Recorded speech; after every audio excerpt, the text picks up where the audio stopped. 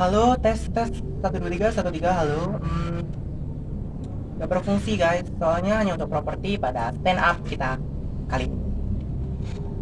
Jangan melihat dari penampilan saya ya yang buluk begini ya, soalnya saya baru selesai olahraga gitu.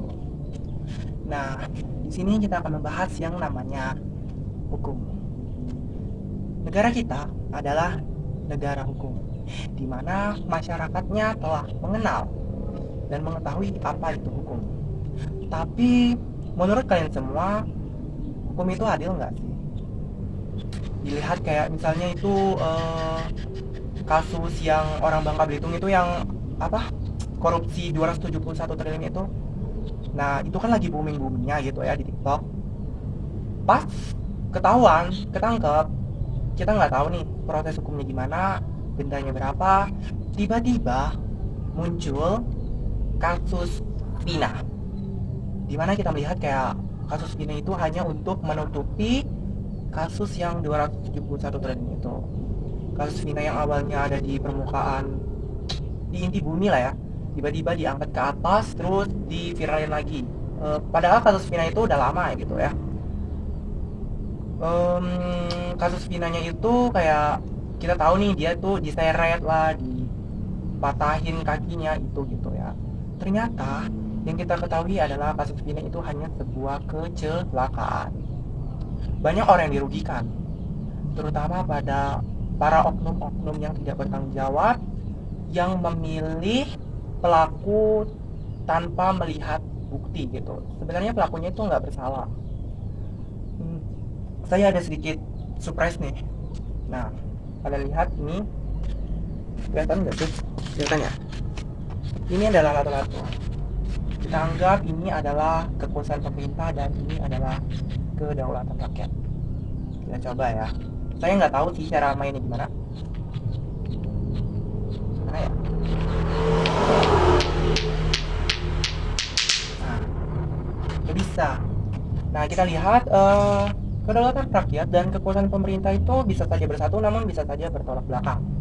Di mana kita melihat dari sila kelima Indonesia. Tapi saya nggak menyebut ya bahwa apa namanya itu kayak hukum di Indonesia ini buruk gitu. Bagus kok, bagus nomor satu di dunia.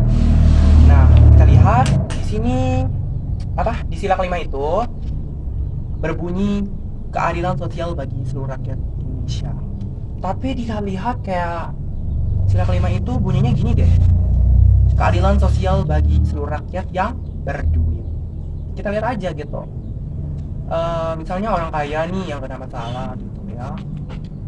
Dia dihukum misalnya 40 tahun penjara, tiba-tiba dia ngeluarin sedikit kayak tau lah ya, tiba-tiba dikurangi nih jadi 2 bulan gitu dendanya.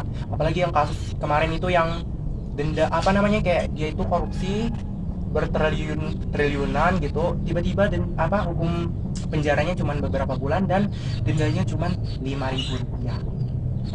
Yang nenek kemarin itu yang mencuri kayu bakar itu dihukum 40 tahun penjara gitu, kayak dendanya hampir 100 juta. Kasihan neneknya.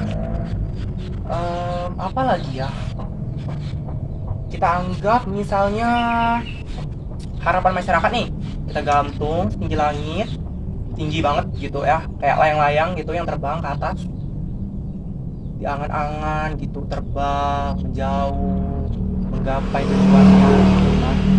Terus tiba-tiba ada yang gimana ya, tahu kan adu layangan gitu. Nah terus tiba-tiba ada layangan lain yang nyerepet, memotong benang harapan masyarakat tersebut. Harapan itu terbang menjauh dan terjatuh kembali.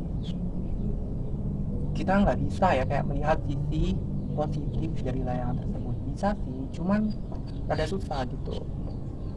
Menurut saya hukum di Indonesia ini harus diperbaiki lagi deh.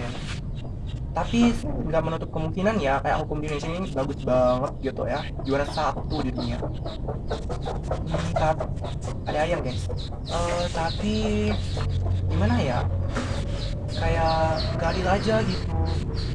Orang kaya dibedain sama orang miskin, pelayanannya juga beda, cara penyelesaiannya juga beda, duitnya harus dibedakan.